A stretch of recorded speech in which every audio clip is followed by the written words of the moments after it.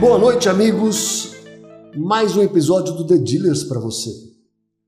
Nós vamos ao ar todas as terças-feiras às 18 horas, sempre contando mais um pedaço da distribuição automotiva, história da indústria no Brasil e do mundo, e sempre com convidados muito, muito especiais. Lembrando que a gente está na plataforma YouTube, Spotify, e vocês têm que compartilhar esse vídeo, dar o like antes, né? Dá o like antes de compartilhar. Assista, dê o like, compartilhe no grupo dos amigos, no grupo das concessionárias, no grupo das lojas, no grupo da montadora, o que você quiser, né? Mas é preciso que você eleve a nossa audiência além da sua presença aqui.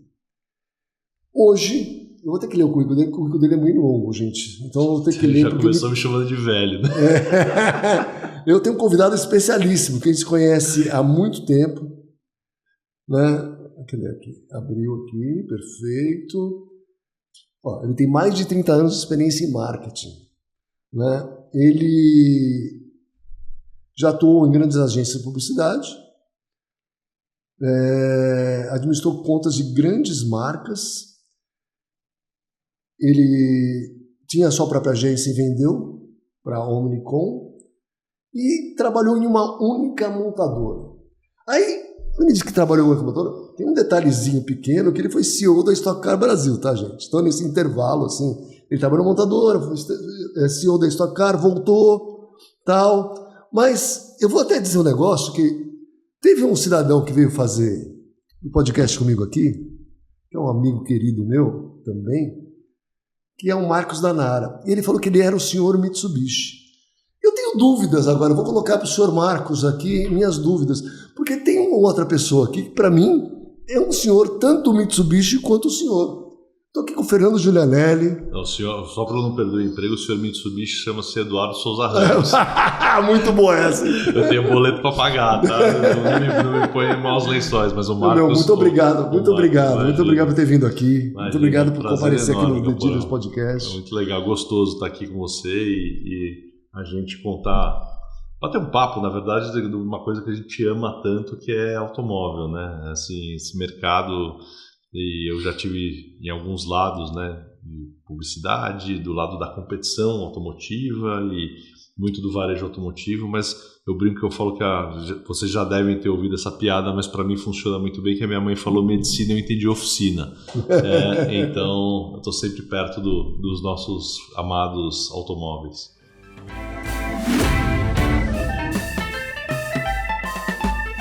Então, você tem uma história legal, começou com o teu pai, por isso que eu falei do Mitsubishi, porque é forte essa história, né? O senhor Eduardo Souza Ramos, né, tem uma ligação com o teu pai de ter trazido a marca para o Brasil. Então conta aí para a gente conhecer essa história, do senhor Emílio. Aí. Bom, vamos lá, né? O carro sempre esteve muito próximo da minha vida, né? Eu com 12 anos de idade... resolvi correr de kart, então eu sempre frequentei autódromo, kartódromo e tal. Você tem só um problema para ser piloto, né? Por isso que 2 metros de altura. Por isso que não deu certo, né? Senão você estaria me entrevistando como piloto e não como gestor. Mas eu sempre respirei isso, né? E na minha casa, não diferente, o meu pai era advogado, mas ele sempre esteve ligado ao setor automotivo, né? Então ele trabalhou... bem próximo do Renato Ferrari, trabalhou bem próximo na época da Sobrave, enfim, foi o primeiro presidente da BIVA, né? Então, na Sobrave ele trabalhou junto com o Mauro Imperatori na época, com certeza. Então, assim, uma coisa que eu falo que eu vi, né, na sala de jantar da minha casa a transformação da indústria automotiva, porque eu lembro o meu pai contando que o Fernando Collor tinha ligado para ele e pedido uma ajuda para ele na época da campanha para ter essa interlocução com os big players aí do setor automotivo, que na verdade eram 4 na época, né? E época de André Bier, Pinheiro Neto, enfim, né? Das lendas aí do nosso setor. E meu pai... não podia negar uma ajuda dessa, abriu as portas todas e tal, e de repente o Fernando Collor virou presidente do Brasil e ligou para o meu pai e falou: olha, é o seguinte, eu vou abrir as importações para o Brasil. mas eu queria saber como que a gente faz esse negócio aí acontecer.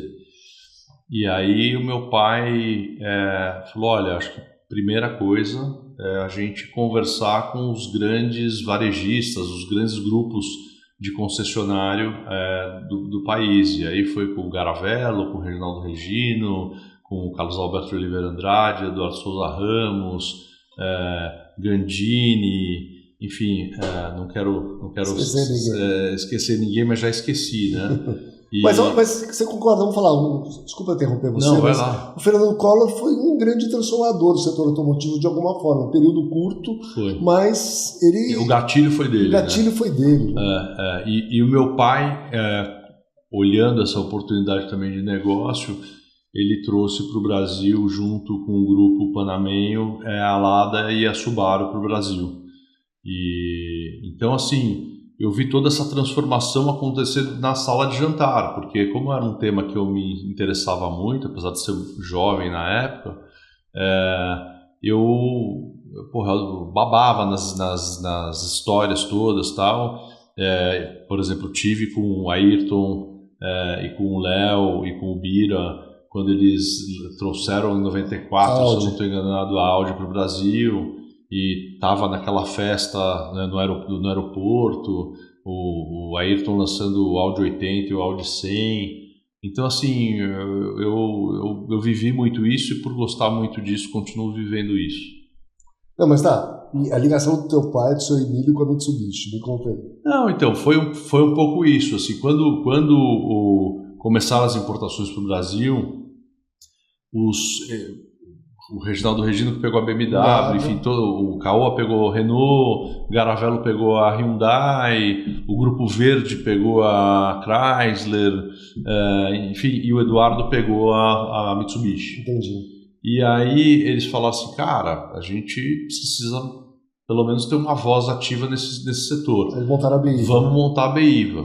Quem que vai ser o presidente da BIVA? Todo mundo tinha seu dia a dia maluco, né, startupando, aí a gente não falava startup ainda, mas startupando as operações, e paralelo a isso, o Regino continuava concessionário GM, o Caoa continuava concessionário Ford, o Eduardo era Ford também, enfim, e aí eles falaram, não, põe o Emílio. Aí os caras, tá bom, mas a gente precisa pagar o salário do Emílio, precisa tirar o Emílio do que ele faz e bancar ele. E aí eles fizeram um combinado que o meu pai trabalharia como executivo e recebendo o salário de uma montadora por ano, que era ligada à BIVA.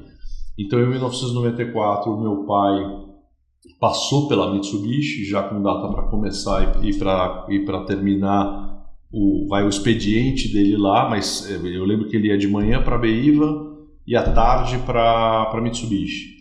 Depois, o ano seguinte, foi na BMW, de manhã para a BIVA e à tarde na Regino, que ficava na Vila Olímpia. E em 94, eu tinha acabado de entrar em publicidade.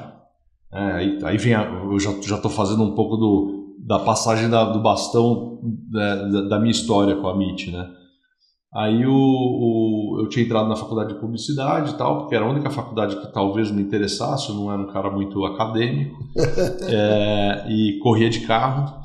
E eu falei, vou fazer publicidade, porque pelo menos eu aprendo como que esse negócio de patrocínio, marketing, essas coisas. Era totalmente com segundas intenções. E aí só que eu cheguei pro meu pai e falei, rapaz, eu preciso ganhar uma grana, né? Então eu preciso trabalhar e tal.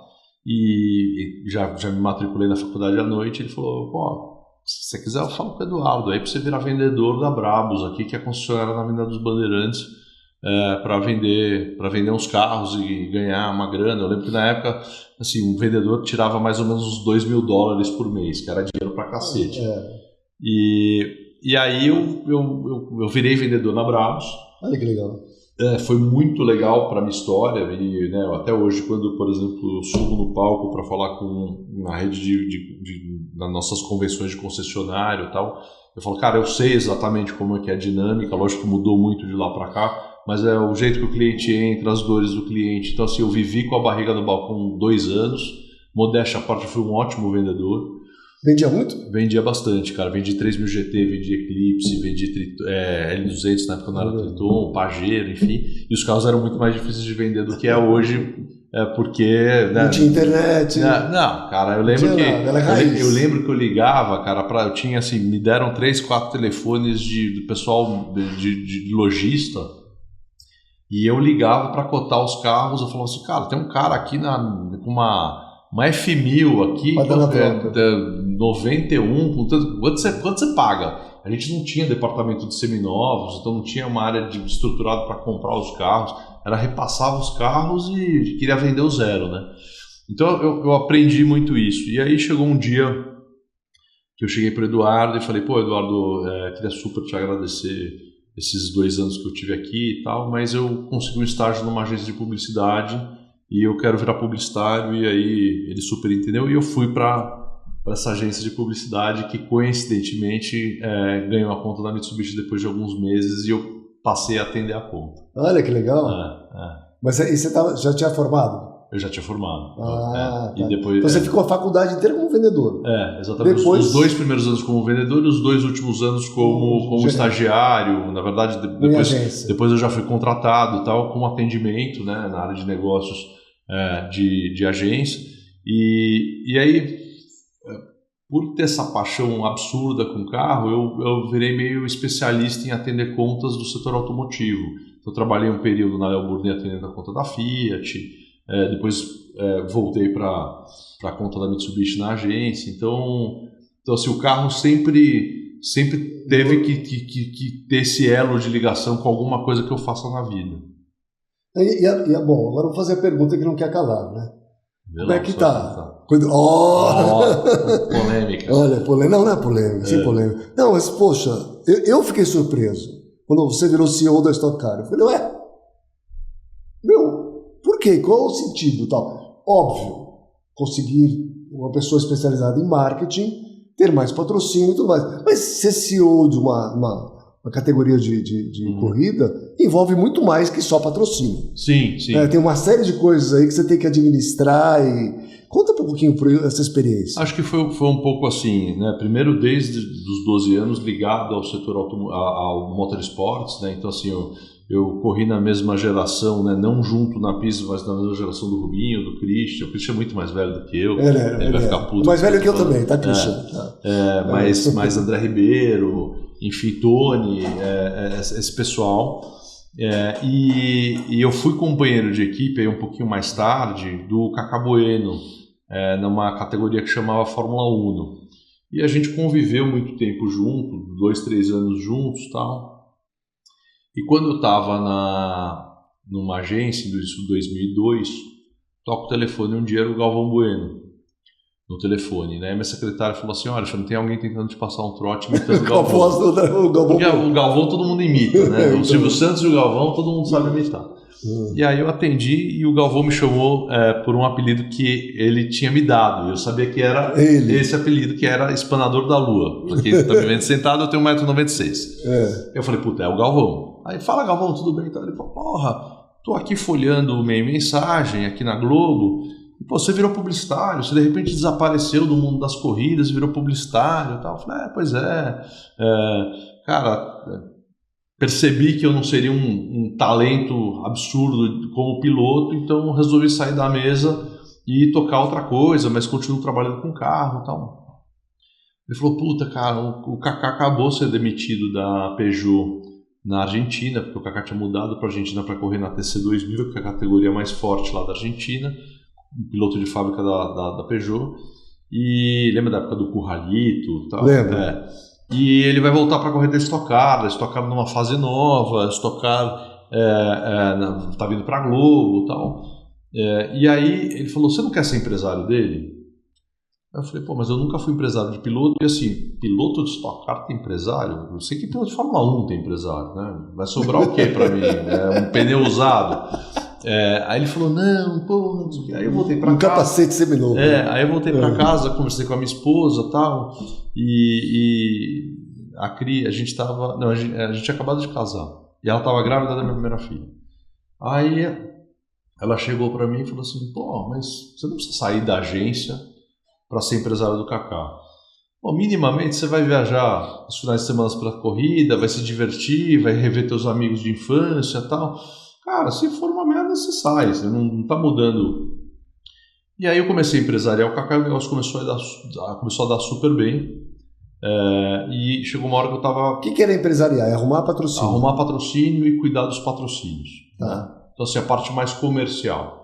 É a parte mais difícil, né? É a parte de buscar grana. Então, mas não tem nada a ver diretamente com a corrida em si. Não tem. De funding para correr. Exatamente. Mas, por eu ter nascido, né, dentro de um cartódromo, Sim. eu entendo muito ainda o lado desportivo técnico. Então, assim, como que o piloto pensa, quais são os anseios dele, o que é uma equipe boa, o que não é uma equipe boa, os tempos e movimentos no final de semana de evento, enfim. E aí eu comecei a empresariar o Kaká, tal, as coisas começaram a ir bem.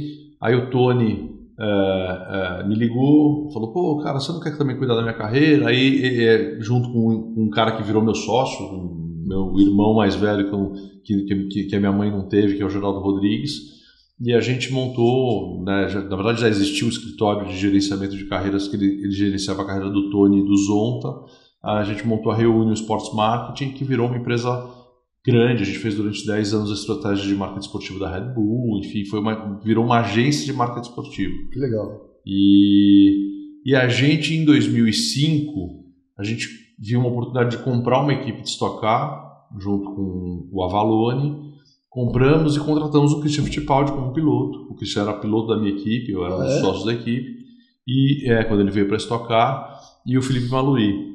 Então, assim, eu tive a experiência de piloto, tive a experiência do cara que vende, arruma a grana para a parada toda acontecer, tive as dores do dono da equipe. E aí, quando eu fui para esse mundo de montador, enfim, eu vendi a agência e, conforme você falou aí no começo do nosso papo, e eu tinha aí uma quarentena aí de 4 anos de não poder montar nada de agência e tal, o Eduardo Souza Ramos me convidou para ser o diretor de marketing da Mitsubishi no Brasil. Eu falei, pô, eu nunca tive essa experiência de ser cliente, né? De estar do lado do cara só que tinha atendido muito já também, assim, contas de agência, já sabia como comprar mídia, soltar briefing, enfim. Eu falei, cara, não é muito diferente, só tô do outro lado da mesa. Acho que o poder de decisão agora é mais meu do que do cliente, né? Então eu virei o cliente. E aí fui olhando um pouco isso, eu acabei ficando 9 anos lá. E na pandemia, em 2020, eu tive teve um fundo de investimento que comprou a Stock Car do grupo Time for Fun, que é o grupo encabeçado pelo Lincoln, que é o pai, inclusive, do Gabriel Bortoleto. Ele é um empresário do setor de tecnologia e comprou esse negócio. E aí ele, e na época o presidente da Stock Car, que era o Carlos Coll, que estava saindo para tocar a Copa Truck, que era dele, que ele é dele, na verdade, que ele é o sócio da categoria. Agora trouxe a NASCAR para o Brasil também, está indo super bem. Ele pegou e indicou meu nome e eu acabei topando. Então, assim, a hora que eu cheguei no autódromo eu já conhecia todo mundo. Você estava em casa? Eu estava em casa, a hora que eu tinha reunião com as equipes, eu falava, cara, eu já senti a tua dor, eu sei qual que é o teu medo, fica tranquilo que isso aí não vai acontecer. Isso é legal. Piloto a mesma coisa, porque sabe o que acontece? Assim, é uma arte, porque são vários stakeholders, né? Você está falando assim, você tem o interesse do piloto, o da equipe, o do patrocinador, o da federação, o da confederação, o da televisão, dos órgãos de mídias, o do governo, da prefeitura. E do público. Do fã, exato, né? Que eu ia deixar por último, que é o mais importante, porque se não tiver o fã...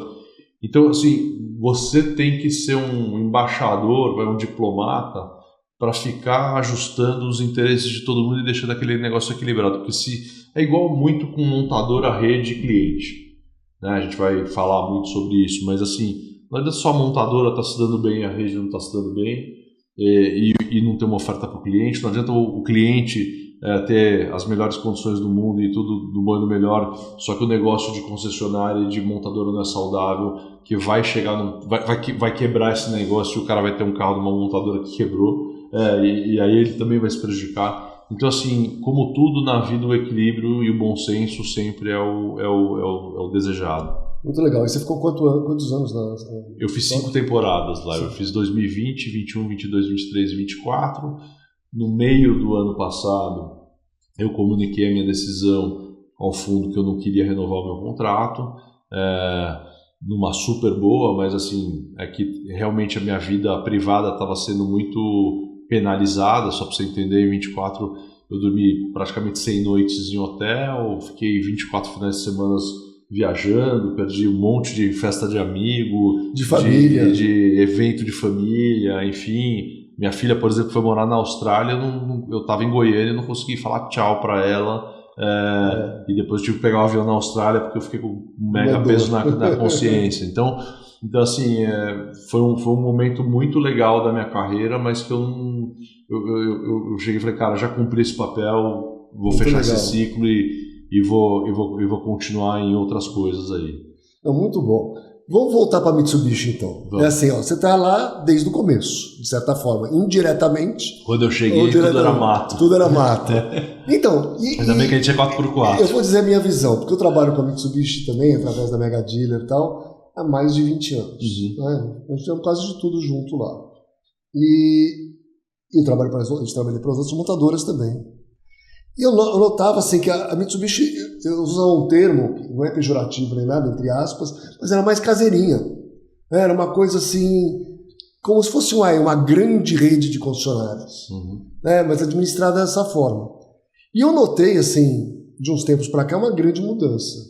Até de mindset, de tudo. Conta pra gente sobre isso, assim, qual é a tua visão? Não, pode falar que eu tô errado, tá? Não, tá. Acho que assim, a gente é uma empresa 100% brasileira, onde tem o contrato de produção, distribuição, pós-venda, fábrica da Mitsubishi e da Suzuki.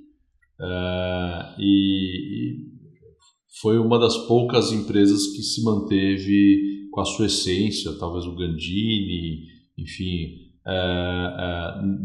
Caoa também, de ser uma empresa brasileira, capital brasileiro, não tem sociedade dos japoneses, e aí, obviamente, você é uma empresa de dono, né? Então, o grande desafio é você conseguir ter a parte boa da empresa de dono, né? E local, de conhecer o mercado, de cuidar dos seus consumidores, pondo o teu sobrenome na frente, não se escondendo como eventualmente eu falo assim, eu tenho o sentimento de dono, eu sei que é a empresa do Eduardo, mas eu sempre me coloco na cadeira do dono, né?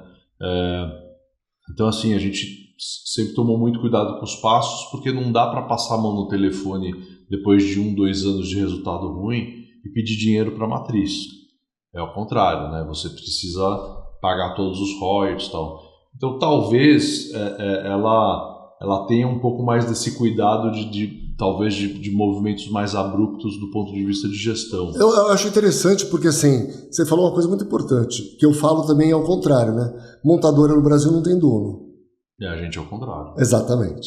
Então é assim, a gente é totalmente com algumas exceções, a Caoa é uma exceção, vocês são uma exceção, mas são raríssimos casos, né? Que tem alguém na frente, que é acionista, barriga no balcão, sim, essas coisas todas. E nesse ponto eu acho muito interessante e muito legal, porque assim, tudo acontece ali, né? Não é assim, vamos rapar o caixa esse ano, mandar tudo para a matriz, não sei o quê, vamos ver o que vem. Estamos esperando para ver o que vem lá de fora, para a gente não dá. E uma felicidade enorme, né? Assim, eu estava no conselho da empresa e voltei agora a entrar em campo como executivo, mas uma felicidade enorme foi ter encontrado o Mauro, porque o Mauro, pelo fato dele ter sido presidente da Caoa, ele viveu isso muito parecido. Exato. Né? Assim, é bem similar. Dr. Carlos Alberto, família, né? Você tem obviamente os desafios particulares aí de um modelo de negócio como esse, mas então assim, ele entende muito bem o compromisso que o Eduardo Souza Ramos tem com os japoneses. Mitsubishi é um nome centenário, o japonês tem um comportamento muito sério, tradicional, tradicional, ele não vai fazer nada fora das 4 linhas nunca, ele preza pela qualidade do seu produto, pela relação com o seu parceiro.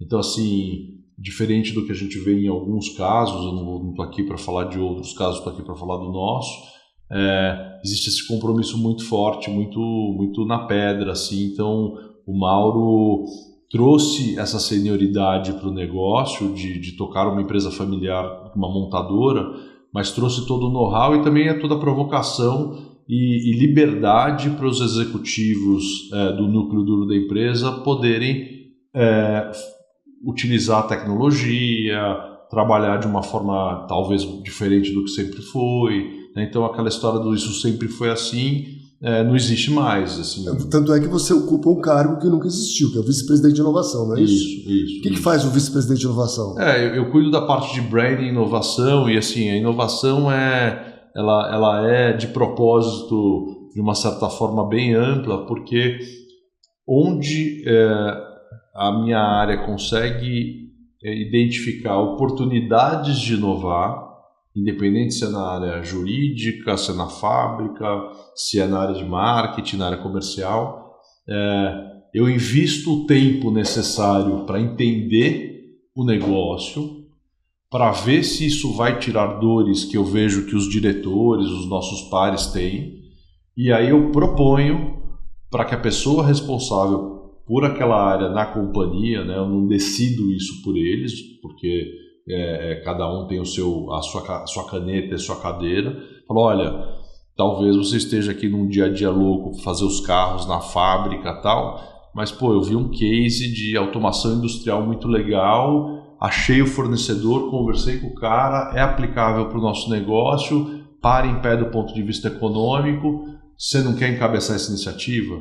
E aí a pessoa olha e fala assim, pô, você trouxe aqui tá tirando uma dor que eu tenho com a mão, e geralmente, né, acho que essa é a vantagem de a gente morar no Brasil, tem um monte de desvantagens, mas a vantagem é que quando chega alguém com alguma solução, geralmente ela chega com a solução e com case também, né? Então não é um MVP, né? Não é um negócio que você está fazendo uma prova de conceito. Você fala assim, cara, na BMW da Alemanha fizeram isso, usaram esse software, funcionou e o cara está no Brasil e ele quer oferecer para a gente. Então vamos tirar o logo aqui da BMW, colocar o logo da Mitsubishi do ponto de vista de processo, de ferramenta, de gestão e fazer, porque a dor que a BMW tem na Alemanha era muito parecida com a que a gente tem. Vamos. Então não é aquele negócio, será que esse negócio vai dar certo ou não? Então, só que para isso, né, você sabe bem que você é um dos caras que abriu esse mato todo de tecnologia do setor automotivo, de trazer CarTech para o Brasil, se essa é a nomenclatura que a gente pode dar. Mas assim, isso demanda muito tempo, isso demanda muito investimento de cabeça, até mesmo antes do que dinheiro. E você, quando você está no dia a dia, que você tem que chegar lá, sentar, responder 300 e-mails, ter um monte de reunião com os concessionários, ou pensar na parte de supply chain, senão para a fábrica, ou da área de marketing, de quantos leads eu preciso entregar para cada concessionário, enfim, essa coisa toda, você acaba deixando para amanhã o que é de amanhã. E isso pode ser muito perigoso, porque a hora que você acorda, você pode ter virado a Kodak. Então essa vice-presidência que foi criada e me convidaram, eu fiquei muito, muito honrado com isso, é justamente para poder ajudar nessa transformação do que você estava falando, da gente conseguir ser mais moderno, enfim, do ponto de vista de governança, não de produto, né? Produto, o Japão vai lá, projeta o produto, produz o produto e a gente simplesmente replica isso aqui no Brasil. A gente tem coisas que a gente pode controlar e tem coisas que a gente não pode controlar. As que a gente pode controlar, eu estou tentando entrar e fazer inovação nesse negócio. Muito legal, hein? Muito bom. Você que é uma pessoa de marketing e vai entender bem o que eu estou falando, eu tive um encontro em Berlim de marketplaces automotivos. Você podia ter me convidado para ir com você. Está convidado para Barcelona, maio do ano que vem. Está fechado. Está registrado aqui. Está registrado. Exato. E depois me dá as datas todas, porque com certeza eu vou. Ótimo. E é muito legal, participam 150 empresas de uns 50 países, né? Então 48, para ser mais exato. E a grande discussão, como em todo lugar, sobre inteligência artificial é que a inteligência artificial, principalmente o ChatGPT, está virando uma ferramenta de busca. Na hora que ele vira uma ferramenta de busca, primeiro a tua função de gerar leads pelo Google Ads fica meio esquisita, ou pelo Meta, né? E eu sei que isso é uma transição, você não vai abandonar Google nem Meta agora, mas vai acontecendo aos poucos. Mas o que eu mais fiquei chocado, que a gente fez vários testes lá, né? E ele sempre vai buscar os leads nos portais. Ele não busca o lead, ele busca um lead no marketplace automotivo, ele não busca o lead dentro do site da concessionária. Sim.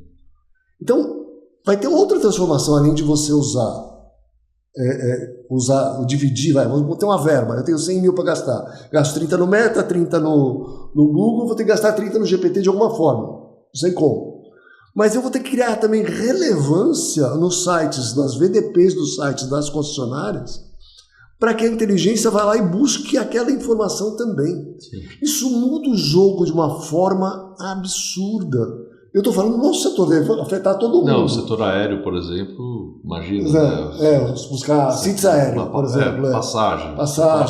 Então todos vão ser afetados, mas vamos falar do nosso, que é o que interessa para a gente agora. Vai mudar onde eu direciono a minha verba, mas vai mudar o jeito que eu estruturo o meu negócio também para ser reconhecido pela inteligência, né? Porque a gente tentou vários prompts, de todas as formas. Não ia no site de uma concessionária. E aí eles mostraram várias coisas, a gente fez vários exercícios e tal. Eu fiquei pensando assim, nossa, e agora? Como é que a gente cria relevância? Sim. Porque eles só buscam em portal. O que você acha de tudo isso? Não, assim, acho que baita de um tema que você está colocando aqui, delicioso. Assim, inteligência artificial, né, as pessoas falam hoje, virou meio um buzzword, assim. Mas, assim, dá para aplicar inteligência artificial um monte de coisas. Qualquer coisa. A gente está hoje olhando tudo que a gente pode colocar de IA, de IoT dentro da empresa de um jeito super simples, né? Desde, sei lá, reconhecimento facial na catraca do refeitório para entender se todos os funcionários estão indo almoçar ou estão indo almoçar em casa, a gente está pagando por toda a nossa força de trabalho, enfim, isso é um case real, a gente vai economizar R$700 mil esse ano, só com uma catraca e uma câmera de reconhecimento facial. A parte toda de checagem final do carro, se o carro está amassado, enfim, tem bastante coisa sendo colocada, mas do ponto de vista de marketing, né, que é onde esse ângulo que você entrou, a gente está quebrando a cabeça nesse momento com os nossos parceiros justamente para entender isso, porque já é uma realidade as pessoas fazerem prompt para saber que carro que ela compra, né? E assim, eu tenho amigos que falaram, Fernando, olha, seguinte, eu soltei um briefing pro ChatGPT, olha, eu ando só 10 km por dia de carro, cara, não quero gastar mais de tanto, para mim eu não preciso de um porta-mala muito grande, blá blá blá. Ele soltou um briefing, né? A gente fala prompt, mas é um briefing na verdade. E aí virou e falou assim, cara, ó, tem essas opções aqui de carro de modelo. E aí eu falei assim, cara, eu gosto desse modelo, simpatizo com ele, é onde eu compro, e me jogou no iCarros, no Webmotors, enfim, para eu pegar e buscar esses carros. Então, assim, a gente sim está hoje com esse desafio, eu acredito que todos os marqueteiros, ou enfim, todos os gestores de marketing comercial das montadoras estão com esse desafio também, porque isso, né, não é que o Google vai deixar de ser o Google, né? Eu falo, não é o ou, é o e, né? Mas a gente precisa estar pronto também para isso e também como que a gente usa a inteligência artificial e liga ela também com os nossos bots para a hora que o cliente está fazendo uma pesquisa de pajeiro e conversando com o meu bot, se ele perguntar, pô, mas e a SW4? Eu pegar e comparar o meu carro com a SW4, obviamente sendo super sincero e não mexendo em nenhuma informação, mas porque no fim o que a gente precisa é vender o carro para o cliente, né? Então, e você imagina o seguinte, você tem um bot lá que faz atendimento de lead, certo? Certo. O cliente consegue criar, ainda é pouca gente fazendo isso, mas eu consigo criar um agente para conversar com o teu bot. Sim. E os dois ficarem negociando quando estiver lá embaixo, já no funil, lá no finalzinho, eu acho que eu vou entrar para resolver e comprar. Apertar um botão, porque a gente vai chegar para o cliente da inteligência e falar assim, você quer que eu feche negócio agora ou não, ou espera mais um pouco, ou não sei o quê. Entendeu? Então, ou qual o limite que você me dá? É meio surreal isso tudo. Principalmente quando a gente fala de negócios de alto valor agregado, que vale a pena fazer isso, né? Uhum. Se eu estou comprando lá uma blusa, tá bom, não vou criar um agente. Mas um carro... Sim, um imóvel, um carro. Um imóvel, então faz sentido, né? Eu falo para minha equipe que assim, o nosso objetivo é conseguir usar a tecnologia, seja ela qual for, para criar o melhor vendedor do mundo pela tela para o nosso consumidor, seja a hora e o momento que ele vá querer interagir para trocar de carro e se ele considerar a nossa marca como que a gente atende ele bem. Mas, sem dúvida nenhuma, a gente tem a convicção que o vendedor, o dealer, vai continuar extremamente relevante nesse negócio, né? A gente fala que o nosso vendedor tem que ser o Romário, que fica lá na banheira esperando a bola cair no pé dele e ele chutar para dentro e fazer o gol. Então, assim, no fim você vê o placar. Mas como que a gente cria esses outros 10 jogadores com tecnologia para poder entregar a bola para o Romário na hora certa e ele fazer o gol? Então, é um desafio, eu acho que é legal, porque no fim isso sempre nos desafia, a gente está sempre procurando soluções. A gente, antes de estar gravando esse podcast aqui, a gente almoçou, né, hoje, almoço muito agradável com outros parceiros também do Autoavaliar, e a gente estava discutindo exatamente isso, né, assim, quais são as ferramentas, quais são os softwares, que fala com que APIs que precisam ser feitas, quem entrega o dado em que momento para quem. Então, assim, é um desafio enorme, mas é legal porque como a gente acaba tendo à nossa disposição uma equipe, uma diversidade bacana de funcionários dentro da montadora, tanto na equipe do Jack, que é a área comercial, quanto na equipe da Marcinha, que é a área de marketing. Então, a gente conversa muito em cima disso. Mas também como que a gente brifa as agências, enfim, os parceiros, os provedores de solução como vocês, para falar, cara, eu tô com essa dor, traz aí que eu compro. Mas você acha que está todo mundo evoluindo na mesma velocidade, no mesmo... Não. Porque eu vejo, é difícil. Não. Muito difícil. E aí está a nossa vantagem, né? Porque assim, eu quando estou conversando com as Big Techs, né, eu falo assim, cara, eu não sou, no Brasil, uma grande montadora do ponto de vista de volume, eu sou boutique, né? Mas, ao mesmo tempo, eu tenho uma oportunidade que é a gente agir rápido, porque talvez uma multinacional que precise estar alinhada 100% com o vice-presidente global de TI, se tiver uma solução regional, o cara vai falar, não, mas eu nunca ouvi falar desse cara, mas espera aí, eu preciso de 2 anos para a gente homologar esse cara, tal. A gente, assim, cara, é o seguinte, esse negócio é legal, tem segurança, cybersecurity, tem LGPD, tem todas as coisas importantes do ponto de vista de governança, de cuidados, tem, tá bom, ele tá tirando nossa dor, tá, vamos contratar e vamos rodar. Até para ser um funcionário, a gente chamar o parceiro fala assim, cara, você veio aqui, me vendeu isso, não tirou minha dor. Você está me vendendo um remédio para dor de cabeça, eu continuo com dor de cabeça. Então é o seguinte, ou você muda a fórmula da tua pílula e do teu remédio, ou eu vou procurar outro laboratório. Então a gente tem essa agilidade e isso a gente não pode perder nunca. Isso é muito legal, né? Isso é muito interessante. Porque parece que o pessoal fica meio fechado no seu próprio mundo, né? Isso acontece muito. Em grandes marcas e tudo mais, não quer enxergar o lado de fora, de alguma forma, né? Eu frequento, por exemplo, montadoras há 40 anos, né? Uhum. Então, assim, você vê muito isso, assim, né? É difícil se abrir, ir no mercado, procurar soluções, ter essa agilidade de contratação ou não. Eu posso dizer o caso de uma montadora que queria comprar nosso sistema de avaliação. Eu falei, a gente não vende, a gente aluga, tudo bem. E não, tem que ter o nosso próprio. A ordem da matriz é ter o próprio. Bom, então faz o teu próprio. Ficaram 2 anos desenvolveram, devem ter gasto um bom dinheiro.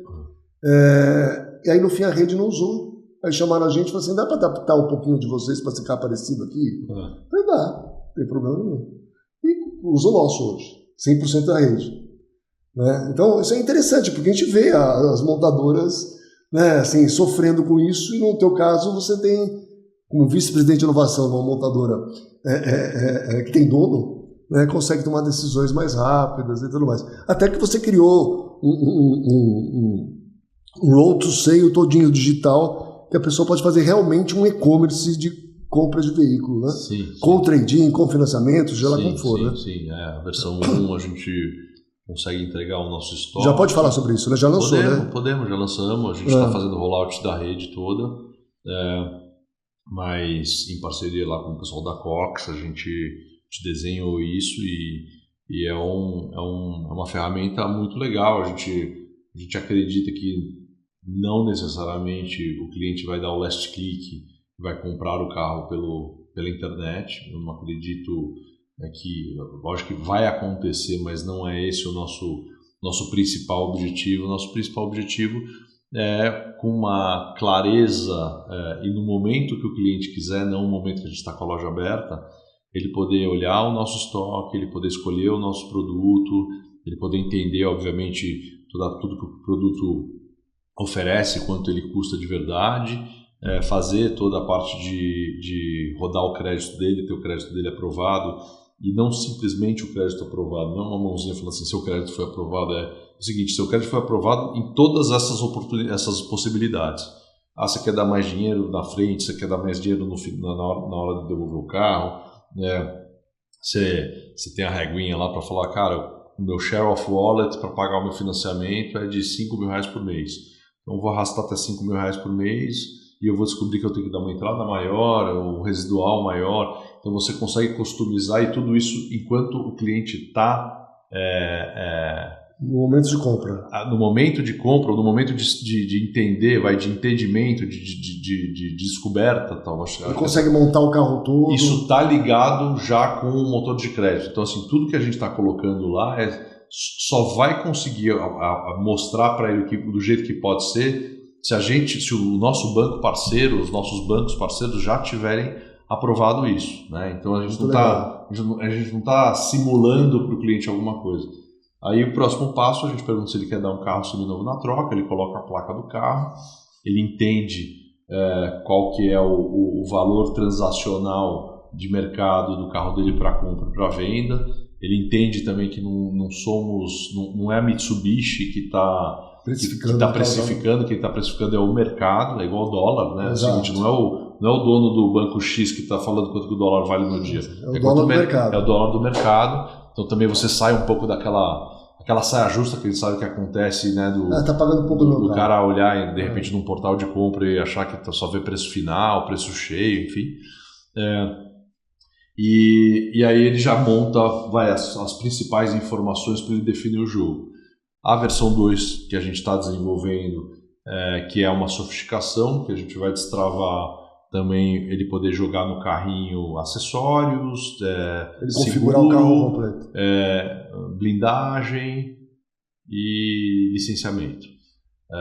Então, assim, tá tudo lá para ele chegar e entender assim, tá bom, olhei, esse é o carro que eu quero, já entendi quanto meu carro vale, já aprovaram meu crédito, tenho essa grana, mas eu quero dar uma apertadinha final, que a gente sabe que é normal isso no nosso setor. Ele pega isso, vai com essa informação toda já minerada para o concessionário e o concessionário ao mesmo tempo também recebe essa informação e fala, cara, vamos negociar aí o finalmente? Eles negociam finalmente, aí é uma questão... E para quem acha que só isso acontece só no Brasil, nesse encontro que eu tive em Berlim na semana passada, foi unânime dizer que o cliente gosta de ir na concessionária para fechar o negócio. Sim. Então é no mundo inteiro. Porque o pessoal pensa assim, não, o brasileiro que gosta de desconto, a cultura na Europa é diferente, não sei o quê. A psicologia é uma ciência universal, né? Sim. E o comportamento humano é parecido em todos os lugares. Né? Tudo bem que o processo de venda na Alemanha é diferente do nosso, porque ele se antecipa, faz uma programação, etc. Mas mesmo assim, no ato final da negociação de fechar negócio, todos foram unânimes nesse encontro que eu participei de dizer que o cliente gosta de ir na concessionária no final. Não, e também assim, né? Não é que você está comprando um copo d'água, um Exato. energético com um sabor novo, que você fala, se eu não gostar, eu jogo fora. Depois de 5 anos, sei lá quantos anos, você resolveu trocar teu carro, é um alto valor agregado. A gente não Você pode quer esquecer testar, que tem coisa que assim, é o test drive, o look and feel, o touch and feel, né? O cheiro do carro. A demonstração realmente do produto. O cara olhar, de apresentação. repente, assim, a gente tem clientes que vão lá e falam assim, eu quero ver a oficina. Isso. Eu quero ver... Depois de peça, tem peça? Tem peça. Há quantos anos que você é concessionário da marca? Você não vai sair da cidade.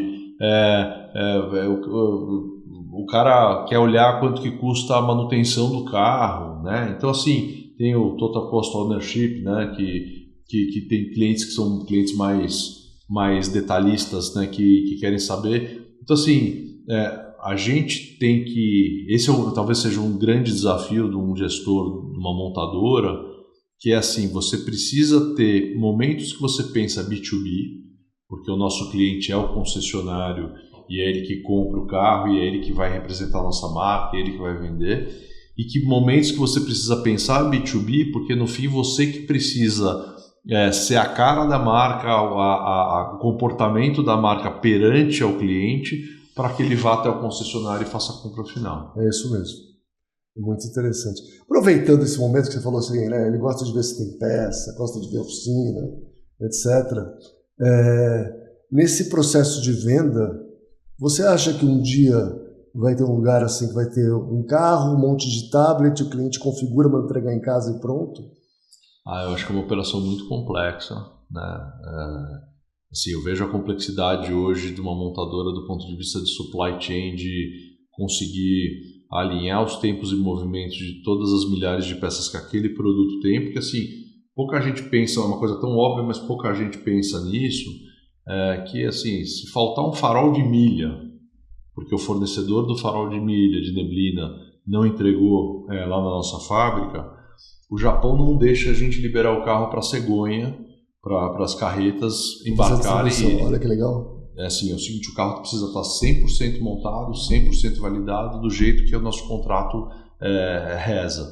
Então, imagina a responsabilidade da área de suprimentos e de todos os fornecedores. Coincidentemente, essa semana a gente tem um evento para premiar os melhores fornecedores, justamente por isso, porque a gente toma muito cuidado com isso. A hora que você começa a colocar isso, pode ser que aconteça, acho que talvez uma customização, alguma coisa assim, mas eu não acho que esse talvez seja o santo grau aí do negócio, né? Eu acho que o ponto mais é a gente saber, durante essa jornada toda, e a gente se preocupa muito mais, ou tão quanto, com a parte de pós-venda, né? Tanto é que a Mitsubishi foi eleita pela revista Quatro Rodas o melhor pós-venda do Brasil. Isso é um prêmio que a gente acabou de ganhar. 55% em média hoje das nossas vendas anuais são feitas para clientes que já estão na marca. Então assim, imagina que eu começo o meu ano falando assim, não, já sei que eu vou vender 55% do meu volume para quem está na marca. Então, para a gente é um cuidado muito forte, a qualidade do nosso produto e a qualidade do nosso pós-venda, coisa que a gente não vê em todas as marcas. Aproveitando então, como é que uma montadora japonesa, um fabricante japonês, vê essa invasão chinesa no seu quintal? Acho que já era esperado, né? Porque a China, de uma certa forma... Vou lá, 5 anos atrás ninguém esperava desse jeito. Não, estou falando assim, do ponto de vista de cultura, né? Assim, a China tem essa metodologia agressiva em todos os mercados, né? Foi assim com a indústria têxtil, foi assim com eletrodomésticos, enfim, linha branca. Então, assim, porque não automóvel, né? Mas por que seria diferente, né, com automóvel? Então, assim, já era uma coisa que eu lembro em 2018, a gente recebeu uma montadora chinesa que queria namorar com a gente, né, e casar com a gente, obviamente, depois.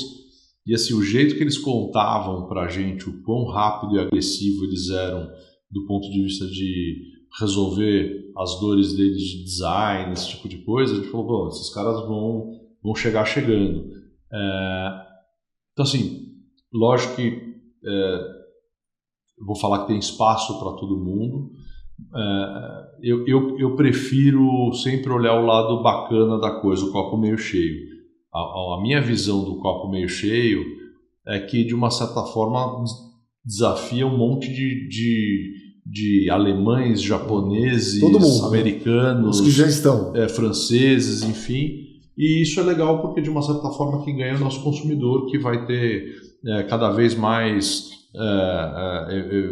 produtos mais atualizados, enfim, preços mais competitivos. É lógico que a gente tem que jogar o jogo dentro das 4 linhas, né? Então, assim, a gente não pode contar com subsídio de governo, com dumping, com falta de qualidade de produto e de pós-venda. Então precisa olhar o jogo, porque a gente vê ainda uma imaturidade, e é normal, tá?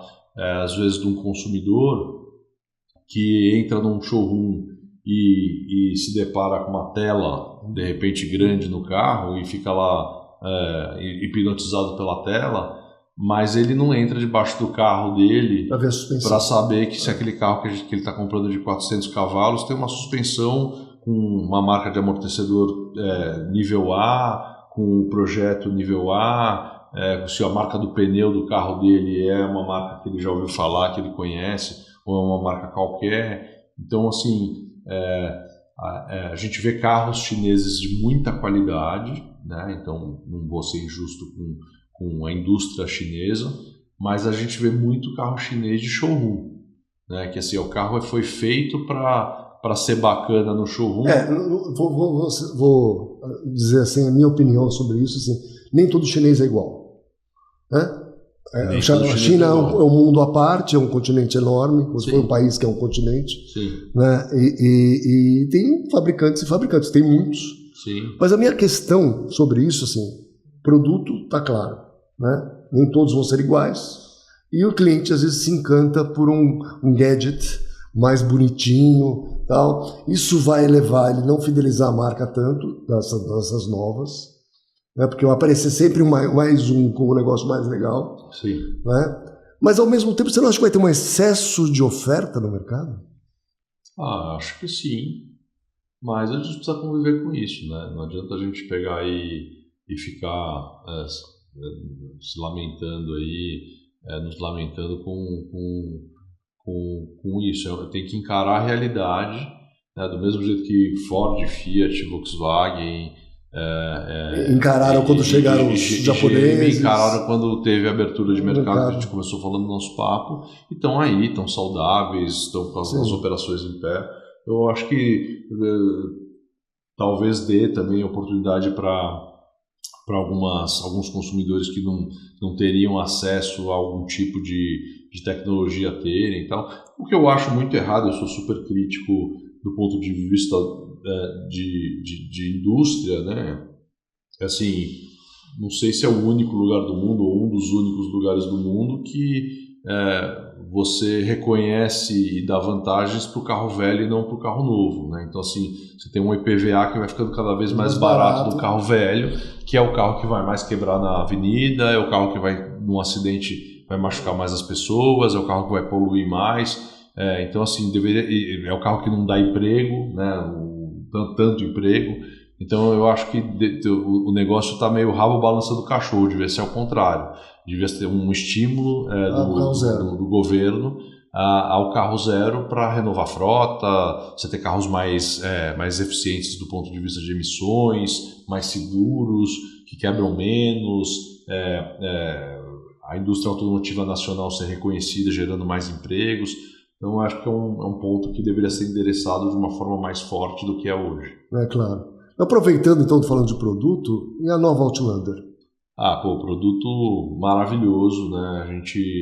A gente está super feliz, aí fizemos o lançamento com a imprensa, o lançamento com a rede, e assim, o carro realmente subiu a barra do ponto de vista de tecnologia, de luxo. É híbrido? É um carro híbrido, plug-in. É um carro que inclusive tem a possibilidade de, se você não tem um wallbox em algum momento, ele recarregar com o próprio combustível. Então isso é uma coisa muito, muito legal. É um carro extremamente luxuoso, extremamente tecnológico. Então a gente abriu... É japonês? É japonês. A gente abriu... Mas se fosse de catalão também seria com a mesma qualidade. Sim. Eu quis dizer em relação a outros países. Bom, isso aí você que está falando. Mas para a gente é muito legal porque a gente por exemplo, fez o lançamento há 10 dias atrás e o primeiro mês de volume de carro que a gente imaginava ser atingido foi atingido em 10 dias. Sério, que legal. Não posso falar o volume porque... Não pode dizer que vendeu... Não posso, mas assim, o que a gente precisava cumprir em um mês, a gente cumpriu em 10 dias, né? Então mostra o quanto o produto vai ser aceito pelo consumidor. Tem 2 versões, não tem? Sim, temos 2 versões. Não tem muita diferença do ponto de vista de powertrain, de tamanho, de 7 lugares. Ele tem algumas diferenças assim do ponto de vista de acabamento. Um tem um som assinado pela Bose e o outro não. Mas assim, os 2 produtos são de extremo luxo e de muito desempenho. Que legal, que legal. E a expectativa é... Pode dizer de quantos? Não, a gente imagina na hora que entrar num flow normal, cerca de 350 a 400 unidades por mês. Isso é muito legal. E a gente é um carro que quando perguntam pra gente, né, assim, pô, mas você sempre você está desafiando quem, né? É um carro que a gente acredita muito que vai brigar de igual para igual com a Volvo XC60. Então, que é um carro que custa R$100 mil a mais, mas do ponto de vista de luxo, de spec, de segurança, de autonomia, é um carro tão bom quanto então, sem dúvida nenhuma, a gente vai trazer muitos clientes para a marca e muitos clientes de volta para a marca, porque como a gente parou de importar a Outlander em 2022. Que já era plug-in na época, né? Quando era plug-in, a gente trouxe a primeira versão em 2016. Olha só, foi o primeiro do mercado. Foi o primeiro do mercado. E aquelas coisas que a gente estava conversando, você estava conversando de uma tecnologia que você trouxe à frente do tempo, né? E que você precisou, de repente, esperar um pouco acontecer para começar a consumir essa tecnologia. Com a gente aconteceu a mesma coisa, né? Ninguém sabia o que era híbrido. Ninguém sabia, não tinha onde carregar, enfim, Então a gente trouxe um carro muito avançado antes da hora, para ser bem sincero. E eu brinco, eu falo que a diferença do Orkut e do Facebook, né? Os dois eram redes sociais, mas um foi à frente do tempo e não conseguiu tracionar naquele momento. Então agora a gente sabe que o mercado está super maduro, está consumindo bastante carro híbrido. A gente tem muito cliente que acabou não tendo opção em algum momento e acabou indo para carros europeus e que sentiram pouquíssima diferença do ponto de vista de desempenho e de luxo e sentiram muita diferença do ponto de vista de custo de manutenção e que estão voltando para a nossa marca, então é muito legal. Então estamos num momento maravilhoso. A Triton, né, que é a nossa picape, que é o carro de maior volume, a gente foi eleito também a picape mais econômica do mercado, foi feito vários... Essa eu já andei, gostei muito. É muito bom. Muito a gente acabou... Eu não posso divulgar porque a revista não deixou... Revista é coisa mas a marca, o produtor de conteúdo, né, não anunciou ainda, mas a gente virou a picape do ano, né? Então, que legal, então tem bastante coisa legal para a gente falar aí para frente. Muito bom, muito bom. Bom, eu bati um papo maravilhoso aqui com o Fernando Giulianelli. Muito obrigado por estar aqui com a gente no Brasil. Vou te dar um vinho italiano. Opa! Autoavaliar aqui, ó. Tá, eu sou Giulianelli, né? Claro. Eu sou suspeito.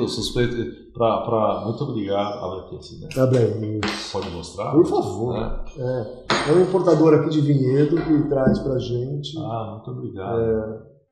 Eu adoro vinhos e tenho um carinho pela Itália, né? Porque a família veio de lá. Então, obrigado. Como chama a importadora? Como chama a importadora? Laratucel. Laratucel, muito obrigado, Laratucel. Obrigado. É bom que aí, quando eu quiser tomar mais, eu venho aqui em Vinhedo comprar. Muito bom. Beleza. Obrigado. Obrigado. Um abração.